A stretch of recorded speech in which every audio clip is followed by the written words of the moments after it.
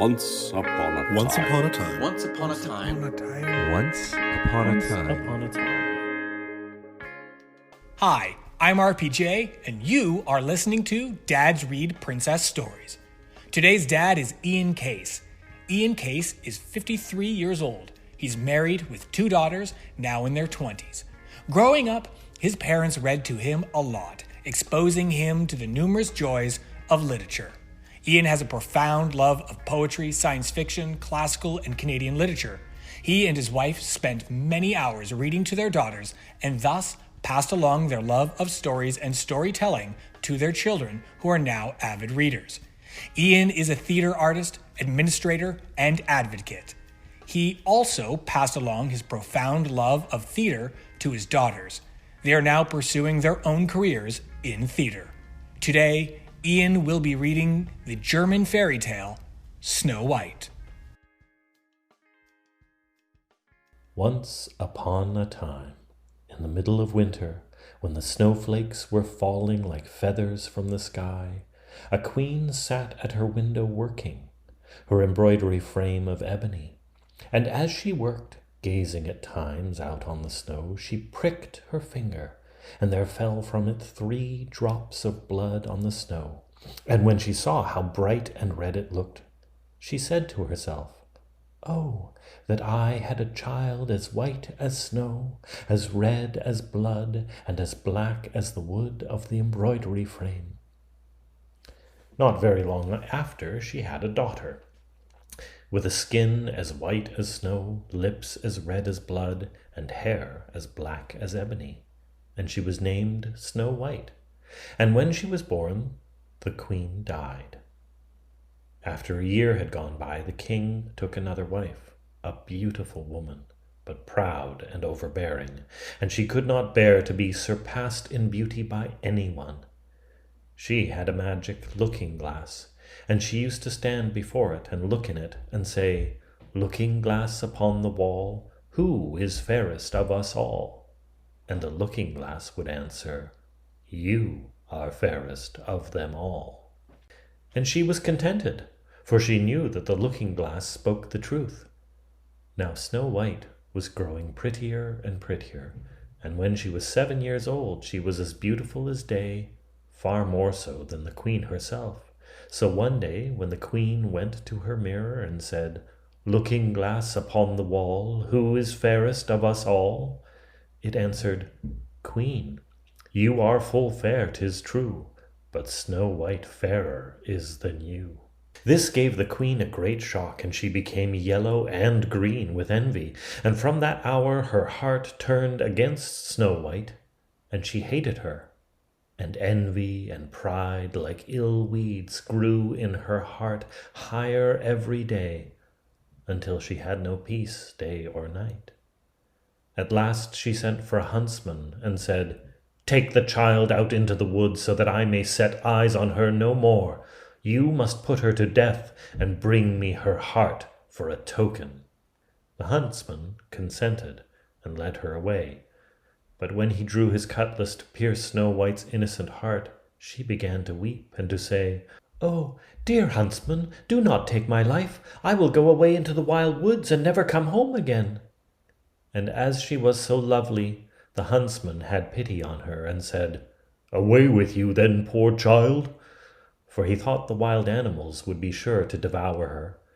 And it was as if a stone had just been rolled away from his heart when he spared to put her to death.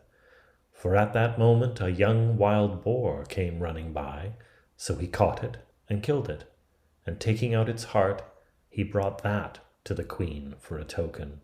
And it was salted and cooked, and the wicked woman ate it up, thinking that it was the end of Snow White.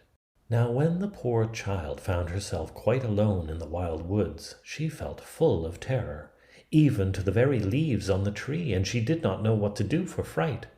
So she began to run over the sharp stones and through the thorn bushes, and the wild beasts running after her, but they did her no harm. She ran as long as her feet could carry her, and when the evening drew near, she came to a little house, and she went inside to rest. Everything there was very small, but as pretty and clean as possible. There stood a little table ready laid, and covered with a white cloth, and 7 little plates, and 7 knives, and forks, and drinking cups. By the wall stood 7 little beds, side by side, covered with clean white quilts.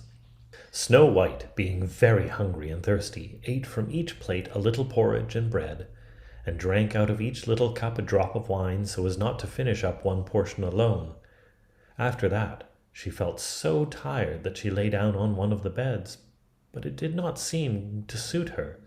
One was too long, another too short, but at last the 7th was quite right, and so she lay down upon it, committed herself to heaven, and fell asleep. When it was quite dark, the masters of the house came home. They were 7 dwarfs, whose occupation was to dig underground among the mountains. When they had lighted their 7 candles, and it was quite light in the little house, they saw that someone must have been in, as everything was not in the same order in which they left it.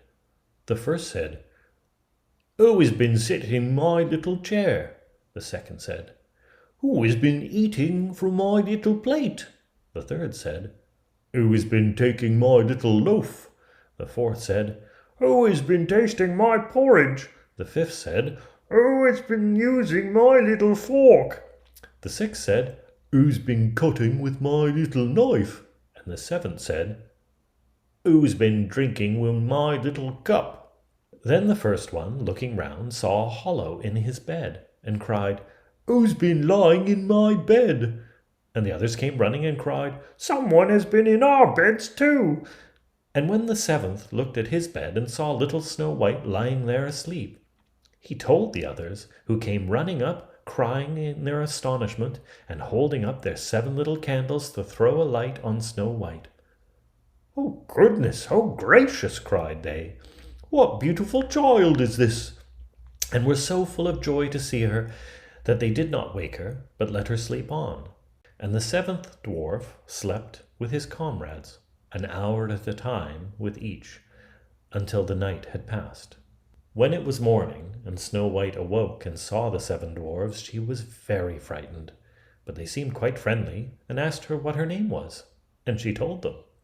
And then they asked how she came to be in their house, and she related to them how her stepmother had wished her to be put to death, and how the huntsman had spared her life, and how she had run through the whole day long until at last she had found their little house. Then the dwarf said, "If you will keep our house for us, and cook and wash and make the beds, and sew and knit, and keep everything tidy and clean, you may stay with us, and you shall lack nothing."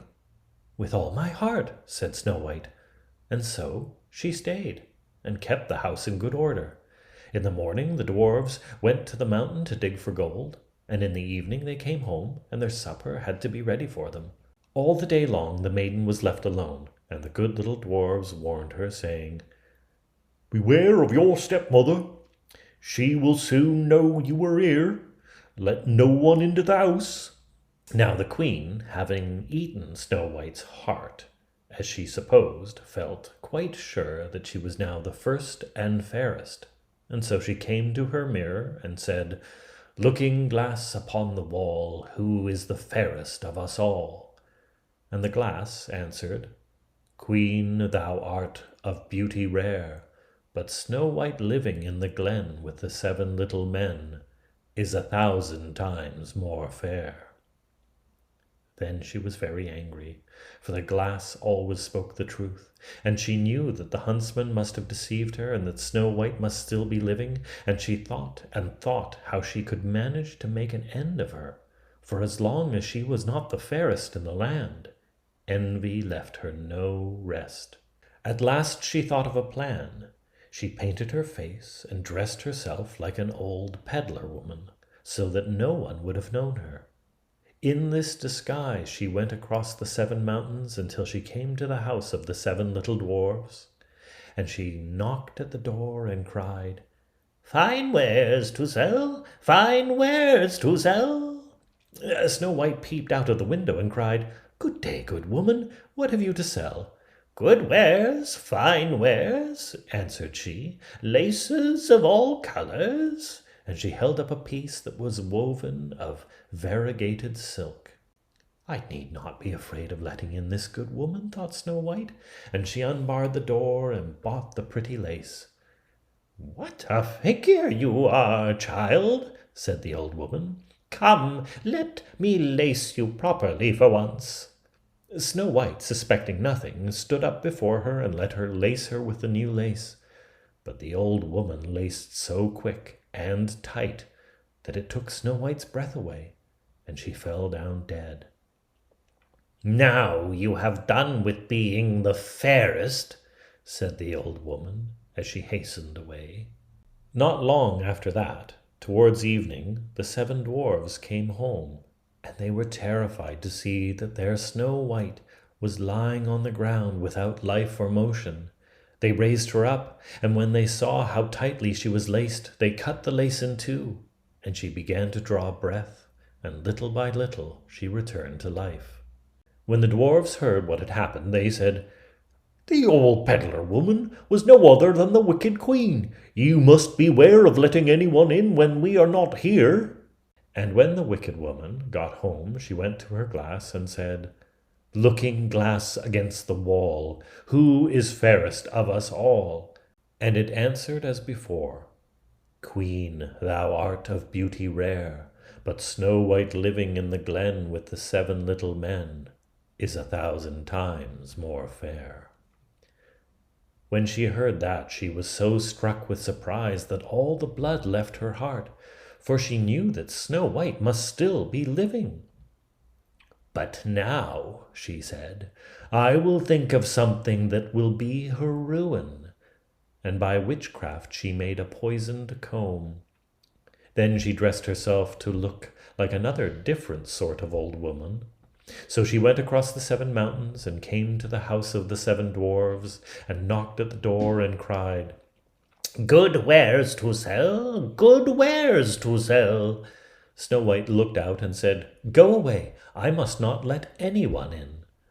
But you are not forbidden to look, said the old woman, taking out the poisoned comb and holding it up. It pleased the poor child so much that she was tempted to open the door, and when the bargain was made, the old woman said, Now, for once your hair shall be properly combed. Poor Snow White, thinking no harm, let the old woman do as she would, but no sooner was the comb put in her hair than the poison began to work, and the poor child fell down senseless. Now, you paragon of beauty, said the wicked woman, this is the end of you, and went off.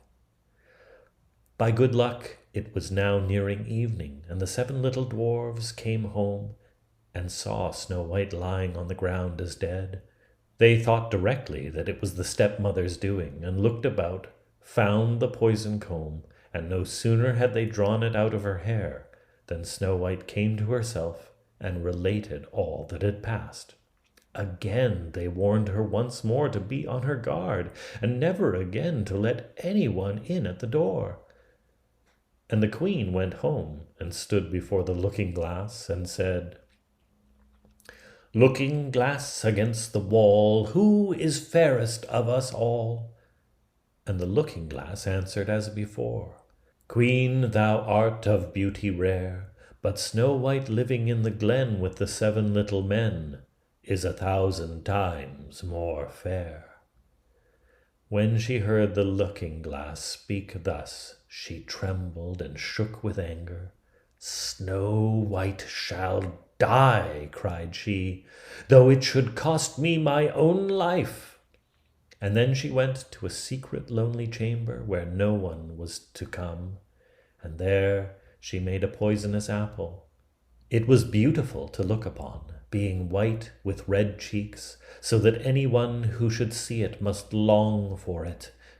But whoever ate it, even a little bit of it, must die. When the apple was ready, she painted her face and clothed herself like a peasant woman, and went across the 7 mountains to where the 7 dwarfs lived. And when she knocked at the door, Snow White put her head out of the window and said, I dare not let anybody in. The 7 dwarfs told me not. "All right," answered the woman. "I can easily get rid of my apples elsewhere. There, I will give you one." "No," answered Snow White, "I dare not take anything." "Are you afraid of poison?" said the woman. "Look here, I will cut the apple in 2 pieces. You shall have the red side, I will have the white one." For the apple was so cunningly made that all the poison was in the rosy half of it. Snow White longed for the beautiful apple, and when she saw the peasant woman eating a piece of it, she could no longer refrain, but stretched out her hand and took the poisoned half. But no sooner had she taken a morsel of it into her mouth than she fell to the earth as dead. And the queen, casting on her a terrible glance, laughed aloud and cried, "As white as snow, as red as blood, as black as ebony, this time the dwarfs will not be able to bring you to life again." And when she went home and asked the looking-glass, "Looking glass against the wall, who is fairest of us all?" at last it answered, "You are the fairest now of all." Then her envious heart had peace, as much as an envious heart can have. The dwarfs, when they came home in the evening, found Snow White lying on the ground, and there came no breath out of her mouth, and she was dead.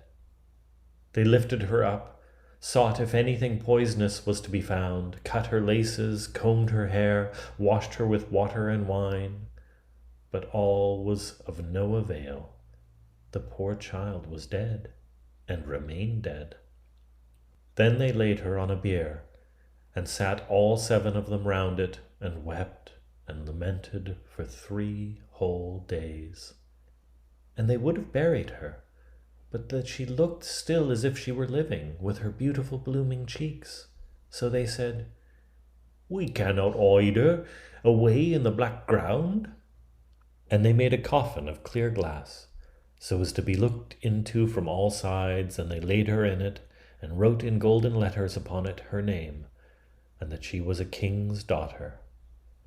Then they set the coffin out upon the mountain, and one of them always remained by it to watch, and the birds came and mourned for Snow White, first an owl, then a raven, and lastly a dove. Now for a long time Snow White lay in the coffin and never changed, but looked as if she were asleep, for she was still as white as snow, as red as blood, and her hair was as black as ebony. It happened, however, that one day a king's son rode through the wood and up to the dwarf's house, which was near it. He saw on the mountain the coffin, and beautiful Snow White within it, and he read what was written in golden letters upon it. And he said to the dwarfs, "Let me have the coffin, and I will give you whatever you like to ask for it." But the dwarfs told him that they could not part with it for all the gold in the world, and he replied, "I beseech you to give it to me, for I cannot live without looking upon Snow White. If you consent, I will bring you to great honor and care for you as if you were my brethren." When he so spoke, the good little dwarfs had pity upon him, and gave him the coffin, and the king's son called his servants and bid them carry it away on their shoulders. Now it happened that as they were going along they stumbled over a bush, and with the shaking, a little bit of poisoned apple flew out of Snow White's throat. It was not long before she opened her eyes, threw up the cover of the coffin, and sat up alive and well. "Oh dear, where am I?" she cried. The king's son answered full of joy, "You are near me." And relating all that had happened, he said, "I would rather have you than anything in the world. Come with me to my father's castle, and you shall be my bride." And Snow White was kind, and went with him, and their wedding was held with great pomp and great splendor. Now Snow White's wicked stepmother was also bidden to the feast, and when she had dressed herself in beautiful clothes, she went to her looking-glass and said, "Looking-glass upon the wall, who is the fairest of us all?" The looking-glass answered, "O Queen, although you are of beauty rare, the young bride is 1,000 times more fair." Then she railed and cursed and was beside herself with disappointment and anger. First, she thought she would not go to the wedding, but then she felt she would have no peace until she saw the bride. And so she went. And when she saw the bride, she knew her for Snow White, and could not stir from the place for anger and terror. For they had prepared red-hot iron shoes in which she had to dance until she fell down dead. And so the moral of the story, of course, is you better listen to really short people when they tell you not to talk to strangers or to take things from them, because that's probably good advice. Well, good night. That was Ian Case reading the story of Snow White. You can follow Ian on Instagram at iguanaguy and on Twitter at CaseIan. We would like to thank you for spending the time with us today and listening to this episode. You can now find us on most streaming services. You can go to Dad's Read princessstories.transistor.fm, find the subscribe button, and then follow that link to all the other streaming apps. Please leave a review. All the kind words help. You can also share this podcast. It's the best type of review that there is. If you enjoyed it, please post it to your Facebook, Instagram, and don't forget to tag us. Facebook and Instagram, we are Dad's Read Princess Stories, and on Twitter, Dad's Read. I'm RPJ. Stay safe.